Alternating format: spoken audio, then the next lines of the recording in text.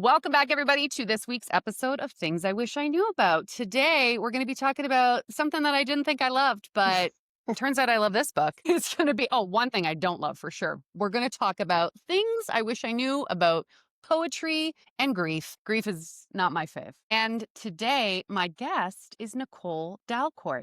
Nicole and I met because she married my cousin. True story. And then once she married my cousin, it turns out we're exactly the same person. Actually. Who knew? Even down to sharing clothes. Yeah. Hi, Yeah, Nicole, we have a big welcome. batch. Thank you. Happy to be here. We do. I have a garbage bag Yeah. full of clothes And I do too. upstairs for you We should have done this in because person. we're both tall. That's right. Honestly. Where are Yeah. you? Where do you live right now? Barry. You're in Barrie. Yeah, we're in Barry. As you do. As you do. Okay. So my family lives in Barrie. What are you going to do? So Nicole, you have a whole gamut of stuff that you did, right? So we're going to get to how you kind of landed on poetry, Okay. but maybe let's do a little bit of not like a whole like life story, but did you go to school for writing? Did you do, literature? What were your previous jobs? I know you do real estate as well. Kind of like Yeah. what was the impetus for getting into poetry and then eventually writing and self-publishing your book, which I have right here, which we're going to talk about if you're on YouTube, called What Remains. But let's give a little bit of backstory so people know who you are. Sure. I have always been writing. I don't remember a time in my life where I hadn't been writing. And I'm talking early, 8, 9, 10, I remember. And of course, that was your diary, with the little lock and key, right? Yep. Yeah, I remember. Right? Who knows what we were doing? It was the 90s, right? Well, that's what we were doing. So, and then in college, it was journaling. And then I actually went to school for journalism, which is interesting, but I hated it. And You studied journalism? I did study journalism for 2 years. I did not Ew. pass. I was not good in school. Okay. I wasn't interested, And so I didn't finish, but yeah, I did study journalism. And then I took a bit of a hiatus. There was a time in my life where I got really, really ill with autoimmune disease. And I was bedridden for about 2 years. And I wrote a 90,000 word memoir at that time. And I know, right? 90,000. Yeah. It took like 3 years, but That's like really, the Bible. it was big, right? But what else am I going to do? I had nothing to do, right? I was in bed all day long, right? I had to learn how to walk again. It was a big thing, right? So, but what I realized at that time was that writing was very cathartic for me. And it really helped get a lot of emotion like out of my body so that I could focus on other things. Being healing would be one of them, right? And that book was too much, right? Like my poetry book is very personal, but the memoir is a whole nother level, right? You can kind of hide behind metaphors and stuff like that and give yourself a little bit of a distance when you're writing poetry. In a memoir, no bueno. We're not doing that, right? No. And so that's in a drawer. That's all about you. Right, exactly, right? So that's in a drawer. And that was time well spent. And then, so then we just kind of got to the point where it seems like every 10 years or so, I try to reinvent myself, and which is fun, right? And then I was like, As you do. right. And then I was going through like some losses in my personal life, family, and I was in therapy. And so I was really reflecting on just my life in general and kind of trying to figure some stuff out. And then I went through empty nesting and I was devastated because, right, that was always my thing. I was a mom, right? That was my thing. And then the kids leave and they go do their thing. And you're like, well, what the hell am I supposed to do now? Yeah. So I started They're old writing. now. Yeah, right. So I started writing again and this book came out of it. Great. Listen, so before we get all into the book, this might make you uncomfortable and I don't want to make it weird, but when I was in grade 5, I did win a poetry contest and it was published in the Toronto Star. So, I mean, did you we're bring pretty it? level here, playing field? I think so. I think that's fair. And also, did you bring it? Because I need to read it. Oh, I can just tell it to you after. I definitely want to hear it. It was about the war in Iraq at the time. Bless. And it was very deep and soulful. I can imagine. And I won. So, which you're known, grade 5, Stacey. Which you're known for, right? Really wanting to talk deep about and soulful. And yes, exactly. Yeah. Stoic. That's me. That's right. all Stacey. So, I mean, I'm sorry to pull that out. I should have warned you. You should before we started. But I'm in the presence of greatness here. Yeah, exactly. It's true. Look out. So talk to me about the book. So I'm going to hold it up again. So it's called Okay. What Remains. So when you started writing, why were you drawn to poetry? Why was poetry like I know I say I don't like poetry, but for a very long time I wrote lyrics and songs, which is Yeah. very similar. So Very I similar. understand kind of that part, but what for you was this is how I want to get my message across? I think poetry was probably always my first love. But Okay. if I'm being honest, poetry is not always accessible, I think, to people. I think sometimes there's a lot of big old dictionary words in there. Yeah. And so it kind of takes people out, like everyday people out of being able to understand and read it. So I wanted to just write something that was about my life, that was not a 90,000 word essay, that maybe would help make it more accessible to people, right? Because even for you, someone who admittedly doesn't love Mhm. poetry or doesn't always read poetry, even though this is a poetry book, it's not, you don't have to bring out your dictionary or try to figure out some super deep meaning. Right? So I Mhm. just kind of thought I wanted to do something along those lines that got my message out, but that people weren't like, this is annoying. She thinks she's so smart. You know what I Yeah, mean? I think people yeah, for sure. I think they have an idea of poetry as like Shakespeare, right? Like it has to have Absolutely. a rhyming Yep. couplet at the end, and it's a sonnet, and you need to have like literally a legend on the side to be like, what the hell does this word mean? You know, like Absolutely. this is not a deep, difficult, studied, kind of from what I've read. I haven't finished it, but I'm halfway through. I just got it last night, guys. But it's very accessible. It's very easy to read. It's a story. You're telling a story, but it's in prose, It's Right. in the way that the word flow is a little more lyrical. It's a little bit more Absolutely. melodic, which is lovely and beautiful, Yeah. right? And they're not I think the thing that's lovely about poetry and makes it accessible is that it's bite-sized sometimes, Like these are not Absolutely. we're not reading chapter after chapter to really understand the point. You can do it in a page. You can do it in 7 lines. Absolutely. And all poetry is beautiful, even the Shakespeare stuff. I just don't find that You're people are drawn to it, right? There's so many different forms right Yeah. now and voices, and poetry is really having its moment right now. Like there is a resurgence, Yeah. there's open mics everywhere there for just poetry alone, almost in every city that you can think of, right? Yeah. So it's What's having its that, moment. what's the poet that I feel like that's kind of exploded, but it's like sunflowers or something with an A, Rupi N-I Kaur. something. Yeah, Rupi Yes, Kaur. Rupi Kaur, not an L at all. Yeah. That was a Yeah. huge people I don't think would ever read poetry have her book, which has been so lovely, I'm sure, for you and for this, kind of type of Yeah. writing. My daughter asked for that when she was 17 for Christmas, right? Because it had just become, and Yeah. it's funny. We were actually talking about this at a poetry group the other night because there are a lot of people online that kind of drag her a little bit. And I hate that. Like her poetry, she Yeah. has set the stage. She is just making a wonderful living. She has branched out and done all of these things, but she is the one who has brought poetry to the forefront and Mhm.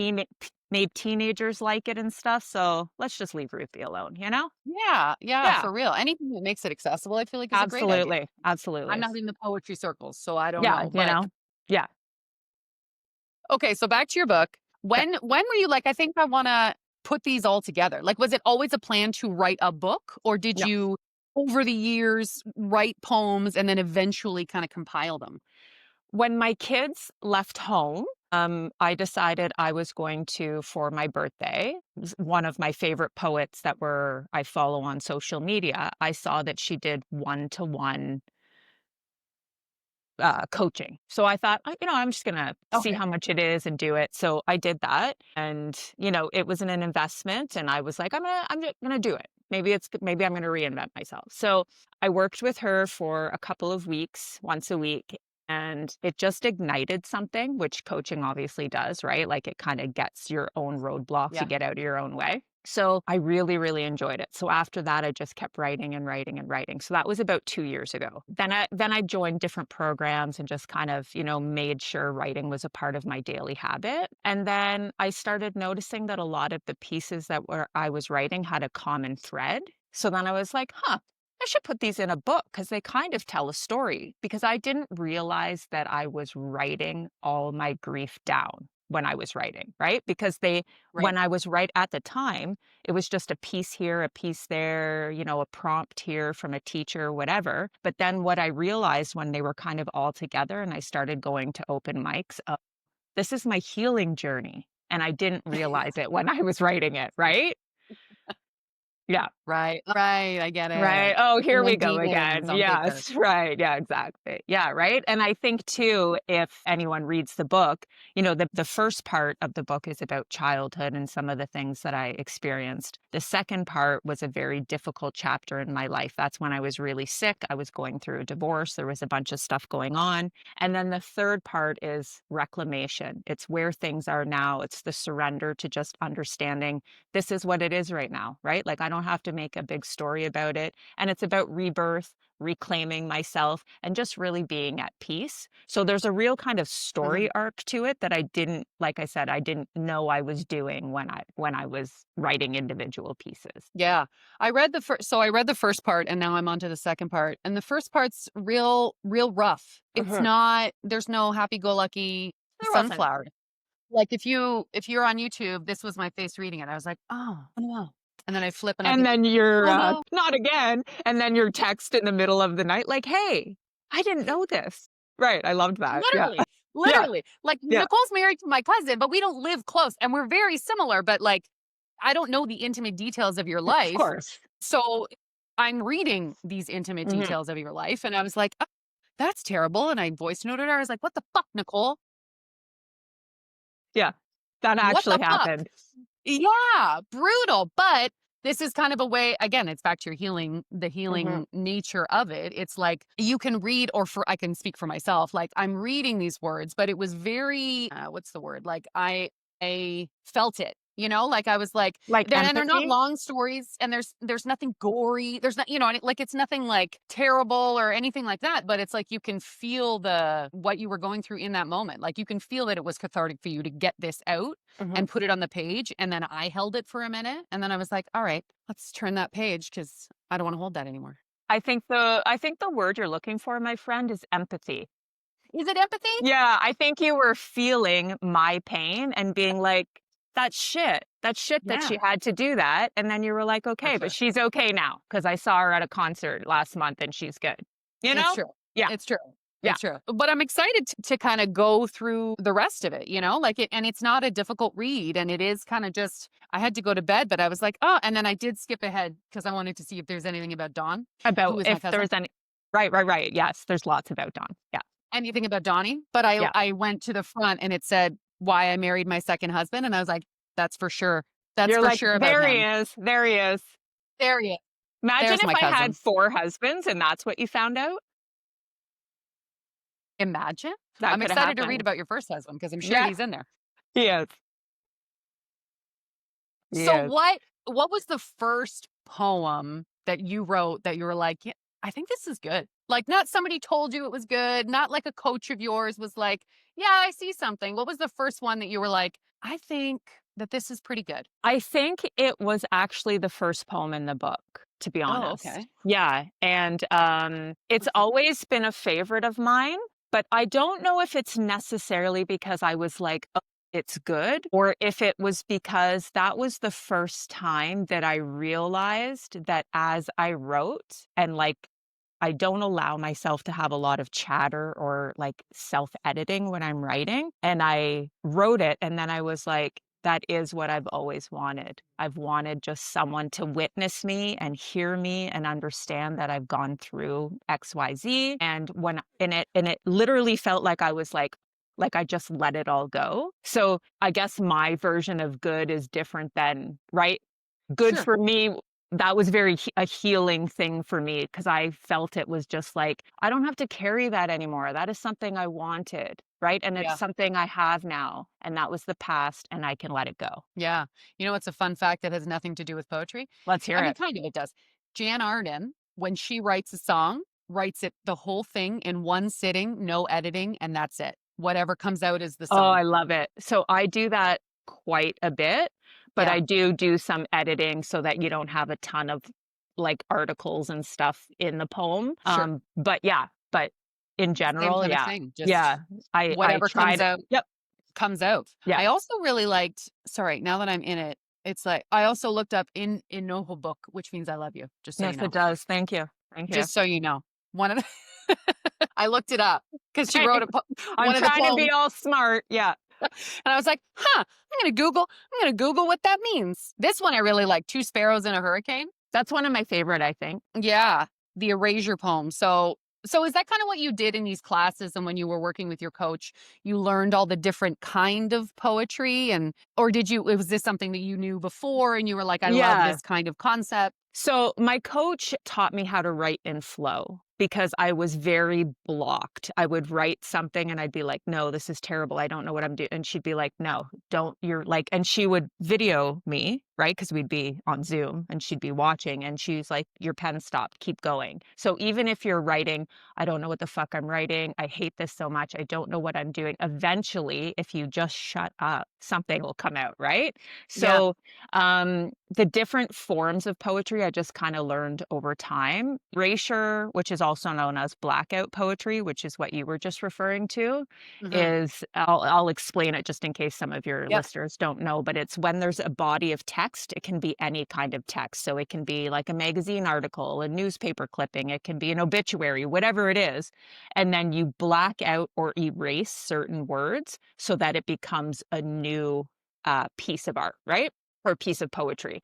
And what's a little bit different, I mean, I'm sure there's people who have done it before, but not that I've seen, is that people don't usually use that technique on their own work. So that's what I've done to try to make it a little bit more fresh. Kate Bear, which a lot of people know, she's like famous poetry, especially on social media. She is so well known for her erasure. I don't know, but her poetry, it may not be the one I'm thinking of. Yeah, her poetry is just so amazing. She's got like 4 New York Times bestsellers. She's amazing. Anyway, she really does just amazing blackout and erasure poetry. If anyone's ever looking, Kate Bear. Yeah. But anyway, that's not what we were talking about. No, that's okay. Yeah. So nobody really does it on, that I've seen, has done it on their own text or their own work. So I sort of did that just to see how it would work. And it's actually a fan favorite. The majority of people that message me, leave reviews, that kind of stuff, all talk about the erasure poetry. Yeah. Yeah, because it's super powerful when you and when people buy the book and they read these different poems, it's like this, you're telling this story about your father not being around. And I'm not sure if he left or he just was never there at all, but you're speaking about your want for him to be there in your life and he's not, and his absence. And then the opposite page, you've pulled out the words and it's like, I can't remember, but it's like, he's still here or something. And it's just so powerful to have those two beside each other, but it's really like 6 words. Yeah. The erasure poem. The interesting thing too is if they were printed on paper and you could hold them up to the window, if you put them on top of each other, like it would be exactly where the words are. And it lines up? Yeah. Yeah. Come on. I know. I love an Easter egg. I know. Well, there you go. Look at you. Can you talk to me? Because that one's called Two Sparrows, right? Two Sparrows in a Hurricane. Yeah. Something. Yeah. In a Hurricane? Yeah. Talk to me about the cover of the book. So that was really something, honestly, I really, really like this cover because we are the same person, probably. That's why. Obviously. That's why. And you love birds. You have bird books. And our birthdays are a day apart also. It's true. So weird. But it is weird. The cover of the book, if you're not on YouTube, is it a swallow? Yes. It is. Okay. So 2 swallows, and then they're just like beautiful birds, and I don't know what kind of plant this is. What kind of plant is it? That's a great question. Oh, you don't know? Oh, so I have no idea. Where did you get the image from? Like, so it's actually this image? Why did you pick birds? So I have a thing. So first of all, the poem with my dad, I know it's not the exact bird, but that was kind of the thought behind that, like take something from one of the poems and kind of recreate it. But I also have a thing with my children, both my kids. There are sparrows or swallows. Is it sparrows or swallows now? So I don't sound like an idiot. Anyway, they're homing birds. And so they always find their way home. So I have this thing with my kids. I'm always trying to get matching tattoos with them for that. And they're like, get lost, right? Dave, I'm like, Cooper, just get a Harry Potter tattoo with me. Yeah. No, my kids think I'm insane. So anyway, so that was kind of paying homage to them as well, right? Like to that whole thing. Oh. But yeah, and then Two Sparrows in a Hurricane was actually my dad's favorite song. I think it was Reba McEntire. I can't remember. I should Oh. probably know. But anyways, there's credits in the back of the book for whoever sang it. Tanya Tucker, maybe? Anyway. And so then I used the song title to introduce that. And then for the erasure poem, we became just Two Sparrows. I just looked it up. It's a eucalyptus. There, great. Great. He was like a super, super famous artist in like 1840s or something like that. And so I got it from Public Commons. And I'm glad so many people like the cover because I did it myself. Listen, I fully judge a book by its cover. Yeah, that's great. I know. So I love it. I'm glad. Truly, that's like I'm judging it by its cover, and I love it. What remains? Tell me why you chose that. So that actually was started. So a poem that I wrote was called What Remains, and then I thought that would be the last poem in the book. I thought that would make a lot of sense because it was about how I was feeling today, like at that moment, right? And I thought it would be really good for the last piece in the book. But then it didn't make the cut after I put the whole book together. And I was like, oh, damn it. So, but then I really liked that as a title because the working title for the year and a half that it took to write and then publish the book was Like Water, I Remember Everything. Mm. And I don't know. And then it just became, I don't know, that's like maybe too long, I was thinking. No.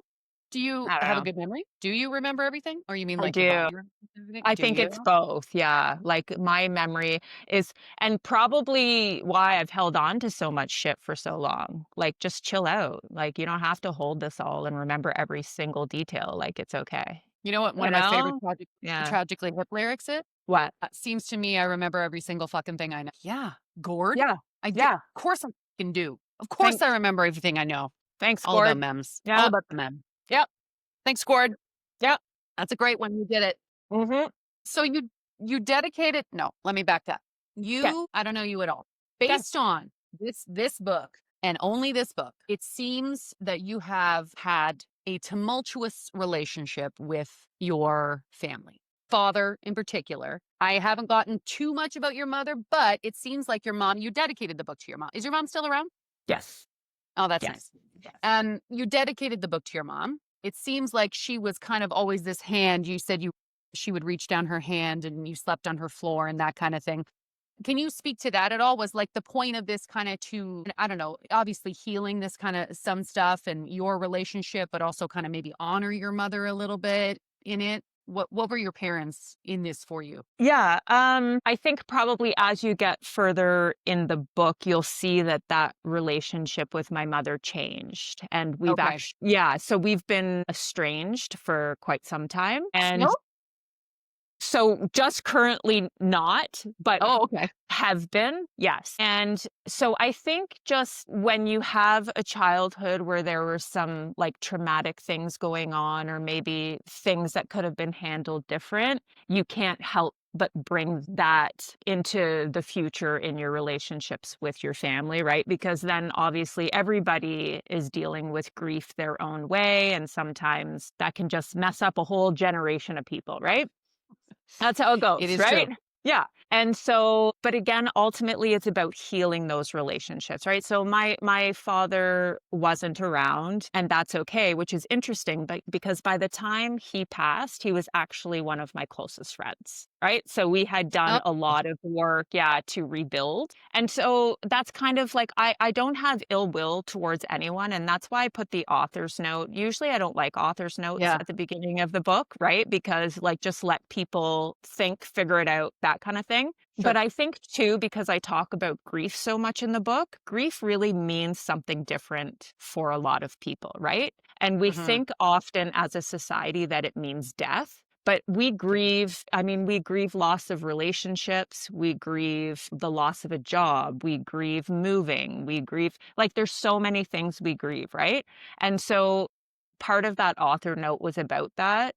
And also, I just really wanted to let people know that we're going to be in the book. Like, none of this is a dig, right? You were part of the landscape of my life. And sometimes it went well and sometimes it didn't. And this is just my perspective, right? Yeah, of course. Of course, Yeah. that's the only thing you're gonna be able to speak to, right? Yep. Like, and this is the thing with children, like, and we have our own children now, and as Yep. they age, it's like, I mean, for me, as I age, excuse me, and as I'm parenting, it's like you can kind of look back and with a little bit of grace and be like, they're trying their best. I'm trying my best. This is Yep. my best. That was at that time their best, right? If Yep. you can kind of get to that place, it can And be healing on its own. yeah, and we can only do, like, at the time what we have information For on, sure. right?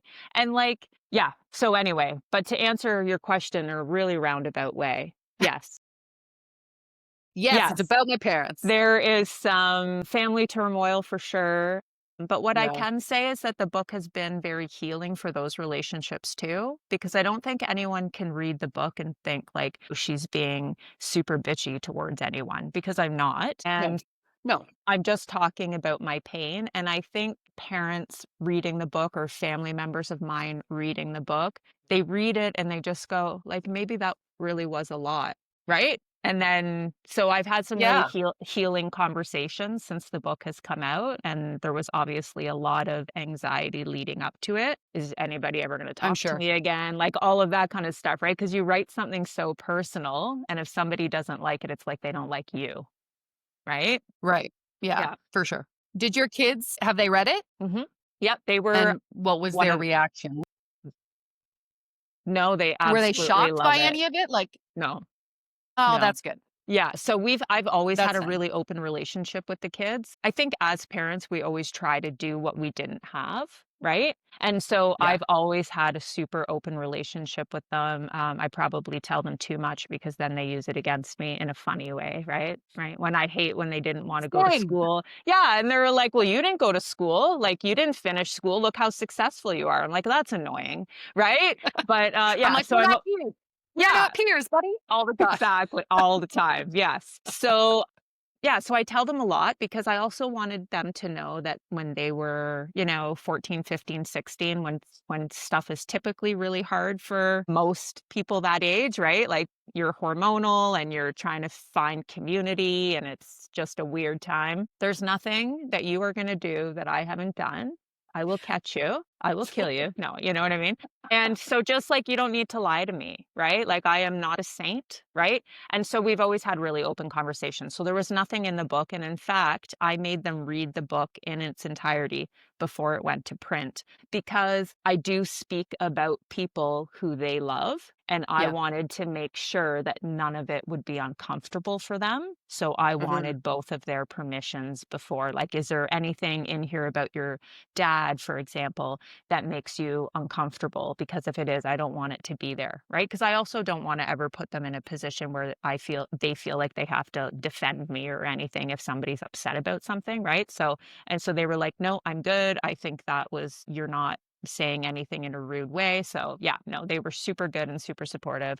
My son actually sent me a text that said he was proud of me, and I screenshotted it, and I'll probably put it in a frame because let's face it, I most think you kids should don't even put know it their on a parents, T-shirt. right? Most kids don't even know their parents exist, right? So, Before you went to print, let's talk about going to print because you okay, and I both self-published, we and did. I'm sure we had pretty different experiences because we have two very different kinds of books. But you decided to, what was your decision for self-publishing? Like, why did you decide to do that as opposed to going the kind of traditional route of seeking out maybe a literary agent and doing a publisher and all that jazz? So I think I always knew that I was going to self-publish, and I think that most of that comes down to the fact that I'm stubborn. I don't want people to tell me what to do. I'm pretty sure I've heard Stacey tell me once, I don't like anyone telling me anything, right? Yeah. I And just don't know yeah, what to do. and it's not because I think I know more. It's nothing like that. It's just that I did a lot of research, and publishing has changed, right? So authors, Yes. even with big publishing companies, they have to do a lot of their own marketing and book tours and all of Hmm. that kind of stuff. So if I'm going to do all of that anyway, right? Yeah. And then I didn't want to wait 2 years. So on average, from your book getting accepted by a publisher or a literary agent until publishing is about 2, sometimes 3 years. And I really Yeah. just didn't want to wait, to be Yeah. honest.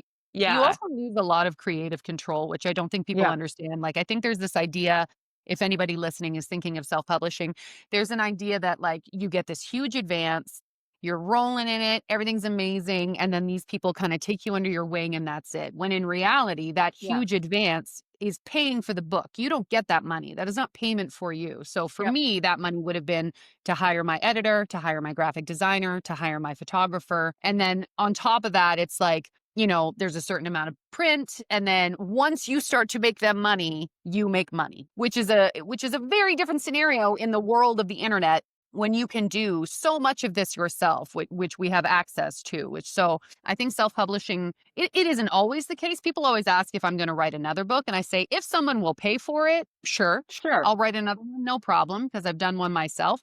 It makes the most sense to have creative control, to have monetary control, to have all of the decision-making be done by you, which I think you had the same kind of idea. Well, and I think too, and I can certainly say for my book and your book, we really made sure that what we put out there was the best. So we did hire photographers or for sure. cover designers and editors and all of that kind of stuff, right? And that was really important to me because self-publishing does have kind of a bad reputation sometimes, right? Because people kind of just, it's full of spelling mistakes and all of this kind of stuff, right? Yeah. So I just really wanted to make sure that whatever I put out there was on par with something that, you know, a big publishing house would do. Not saying it's as good as that, but like, you know, I'm no Penguin Random House, but like, you know what I mean? I just wanted to make sure. Yeah.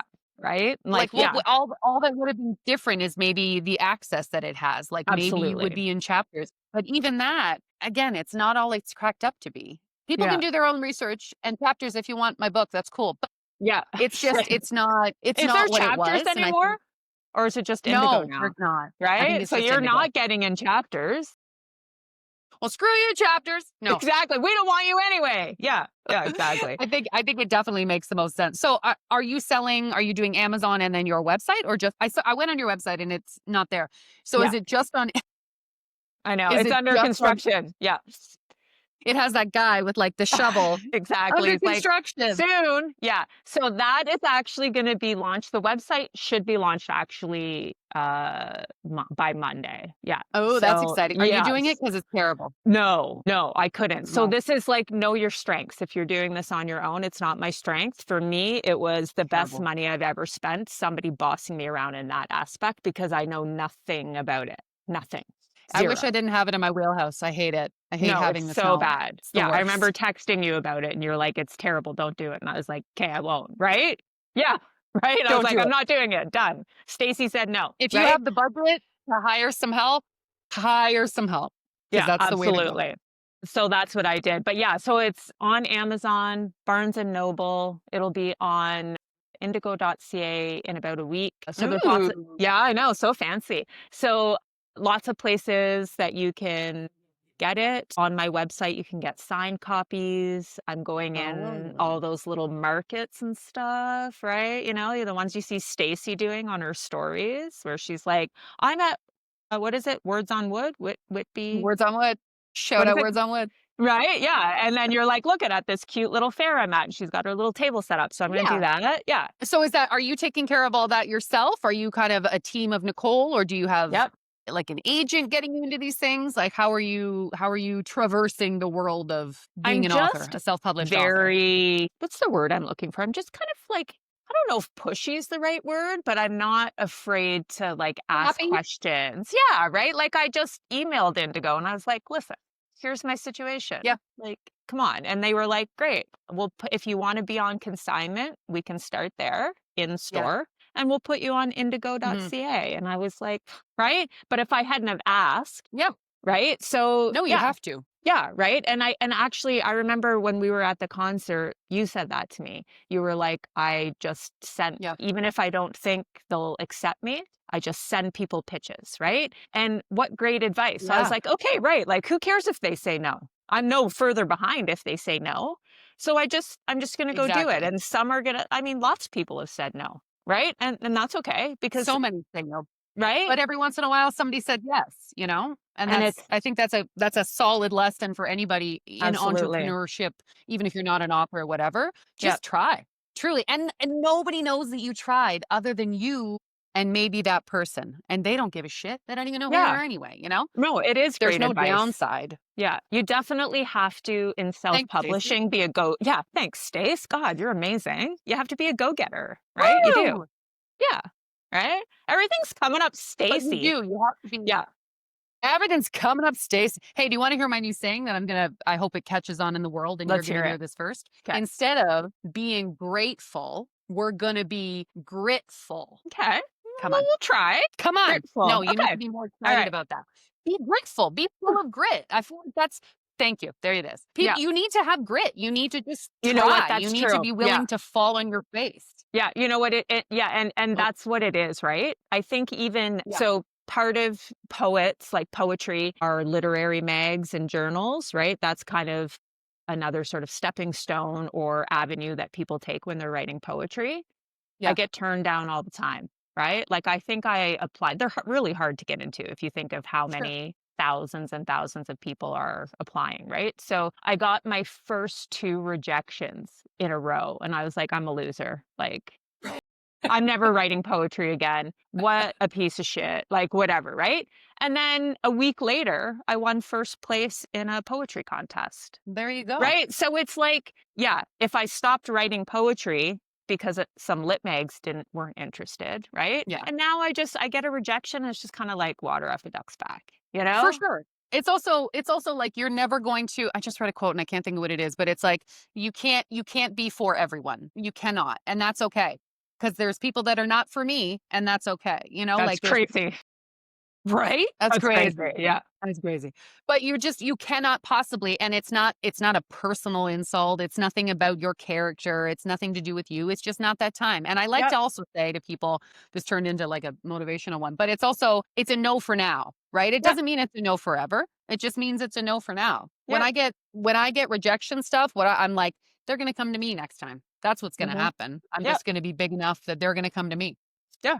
And you're well on your way, in my opinion. And even like I've Yeah. since you have, like, I mean, lots of people are probably looking at Stacey Green living and being like, oh my God, breakfast television and all of that kind of stuff. And then they're Right. looking at you going like, that's possible. Right. And that's great. Yeah. And it is. Right. It totally is, right? It is just kind of a no for now. And it is going to, Yep. you do have to have some self motivation, which that's a big part of writing in general. Yeah. So what's the kind of plan now? Are you doing a book tour? Are you doing, I know you did your launch a couple weeks ago, and are you going to be doing touring with this? What's your plan? So I'd like to do a tour. So I'm starting to kind of put those feelers out. I would like to support independent bookstores.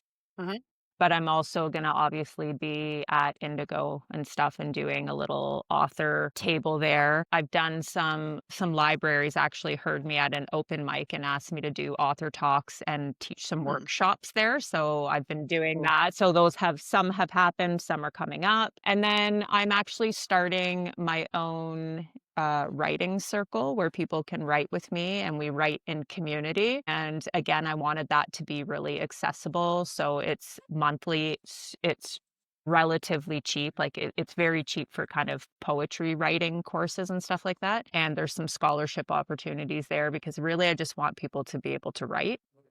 Yeah. I'm trying to convince one of Is like writing within community kind of a big part of it? Because in my head, writing poetry so that's so personal and so intimate is a solitary kind of thing. But is it not? I think it's kind of twofold because I think writing in general, whatever kind of form of writing can be very isolating and solitary, right? But I think when you're in community, you feed off the energy, especially if you're blocked in any way, right? Like you're going through a stage of writer's block.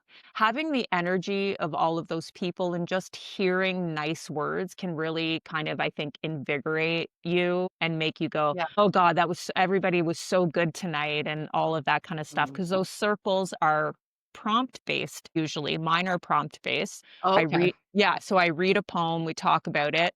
I give them a prompt. They write for a timed amount of time. It's like getting the muscle going. Like writing is a craft, right? As well. So the more you work it, the better you're going to get. So then I give them a timed prompt, they write, and then we share. So then you're getting feedback about what lines really worked for people, and you feel good. And then that encouragement makes you want to keep writing. And then you go to a couple circles, and then all of a sudden you have this banger piece, and you get into a literary magazine and you're like, I'm quitting my job. That's it. I'm Right? done. I wrote one poem and I'm finished. Famous. Right? Move over. Move Yeah, over, Shakespeare. exactly. Right? So I think it's just, so I've created that. That's gonna start in November. And so that's kind of exciting. And I'm definitely gonna write another Yeah. book. Yeah. And then I'll Is keep that the plan? teaching. Yeah. You're going to just kind of continue on this vein because it feels good. It must feel good. Yeah, I feel really passionate about it, and just the people I've met in person, online, and all of that. It's really, like, I can say, has been life-changing even only in 2 years. Yeah. Yeah. Is that when you started this 2 years ago? Not quite, but yeah, around there.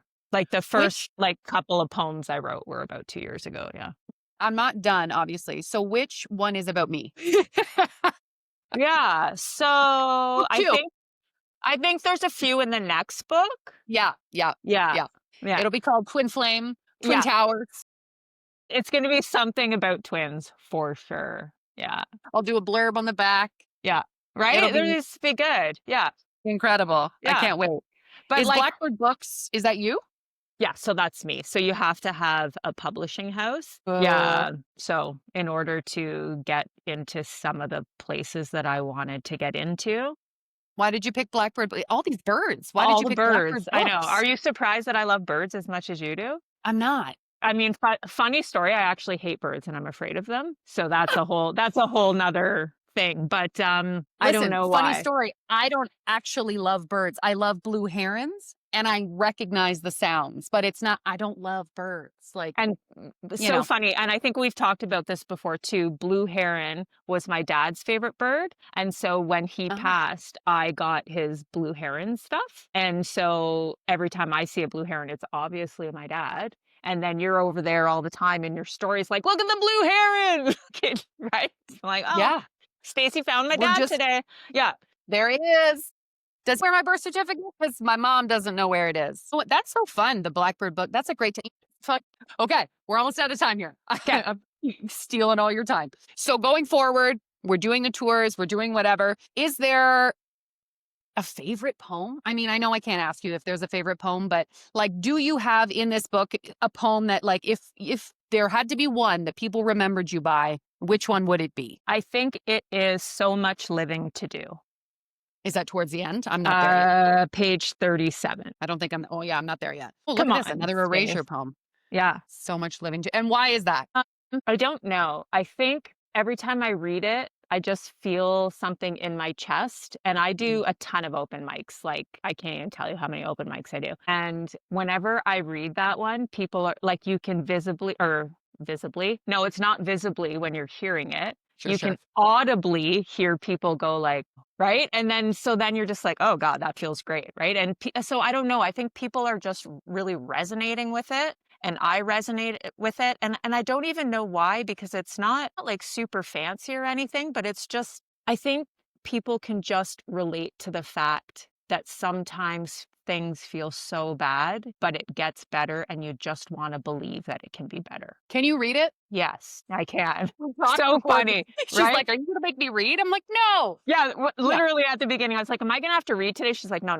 Okay, great. Thanks, I mean, I could read it, but you wrote it. There's no point. Fair. Okay, so it's called So Much Living to Do. Sometimes things don't mean anything. And then the dahlia bud opens like a mouth in love, all wanting, watching itself be born. It just walks right into the day, pink wrists bare for the sun to burn. I've burned too, but never out in the open like that. I'm ashamed at how many times I've had to be born just so I could live. How do we name a pain so deep we have to die over and over just to get through it? Tell me I am worth the sun on my skin without the sting it can leave behind. Tell me I am beautiful just because I exist. Tell me it's enough. So deep. Mm-hmm. I get it. Excellent. I get it. But it is. It's just it's such a simple, there's nothing deep, not deep. That's not what I know. There's nothing difficult or, to understand. It's just like a snapshot of a time in your life or a thought that you had or a day you were feeling. And it's so lovely to just step into it for that moment, What a great one. I'm so excited to read the rest of it. And I don't like poetry. That's great. I like lyrics. Yeah. I think it's just the idea of poetry. I think that's what it is. It's like a Shakespearean idea of poetry, whereas I love lyrics, right? Yep. And those are just poems that rhyme, Literally.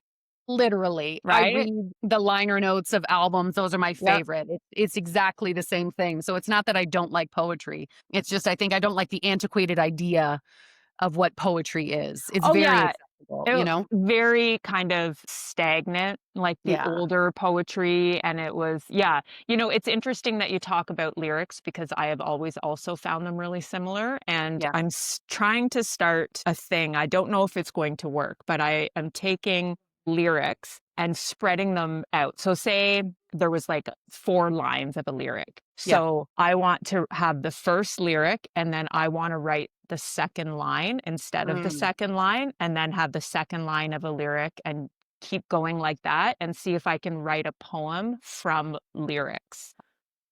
So I just thought that might be fun. So if I manage to pull it off, I will send it to you because then you will automatically like it because it was a lyric. I will. And then I will hang out with Donnie and he will play the guitar. And you can sing it. There it is. My God. We did it. We have solved the world's problems today. Do you sing? I mean, people tell me I wouldn't. You know what I mean? People are like, oh, because I sound okay when I sing in the car. People are like, oh, you're basically a singer. People can't see my face right now. I am emphatically shaking my head. No. Well, Donnie is an excellent guitar player. So I'm really excited for this. And then I guess Lou will shake a tambourine in the back. I love it. Or a harmonica. She could paint. Okay, bye. She could paint. She could paint. Exactly. That's true. She could tattoo us while it's happening. One more thing, ekphrastic poetry. I can write a poem about Lou's art. That's another form of poetry. You look at art and then you write a poem about it. And then in the title, it's after this piece of art. So then people look up the art and poetry. That's super cool. There's so many different kinds. I guess this is why we go to these different classes and like there's just so many kinds. I'm over here with like an acrostic poem for my name. You know what I mean? Yeah. Like, there's so many kinds and different forms. I'm like super tall, athletic. Like that's not you and River doing it together. Yeah, exactly. I love it. But there's so much. Oh, so exciting. Where can people find you? Where can they get your book? Tell everybody one more time. Yep. So you can get it on Amazon's probably the easiest for most people. But if you have a personal issue with Amazon, which many people do, and I accept that, Barnes & Noble, indigo.ca. And if you want a signed copy, on my website at NicoleDalcourt.com when it's up and running. When it's up and running on Monday. Right? Yeah. Well, this will be after that. So your website. So we're good. Yeah. And then are you online? You should be online. Are you online? I am. Only Instagram. I have some social media issues. So I'm only on Instagram because it's just overwhelming. And I'll tell you right now, I barely ever post. I'm sorry. I love you. I just don't care. You're shooting yourself in the foot. I know. I know. It's just hard. No, because like you have to be on social media. Do you know what I mean? But I find it difficult. Right. But anyways, I'm trying. So I'm only on Instagram at Nicole Dalcourt Writes. Nicole Dalcourt Writes. Okay. Yep. We'll put it in the liner notes and then we'll have all your stuff. Oh, thanks so much for hanging out. Buddy, for listening to this week's episode of Things I Wish I Knew About. Now you know. And thanks so much, Nicole. We'll see everybody next week. And if you like this, go check out all of her poetry, all of her stuff. And if you like this podcast, like, subscribe, share, all the places, all the things. Thanks so much, and we'll see you next week.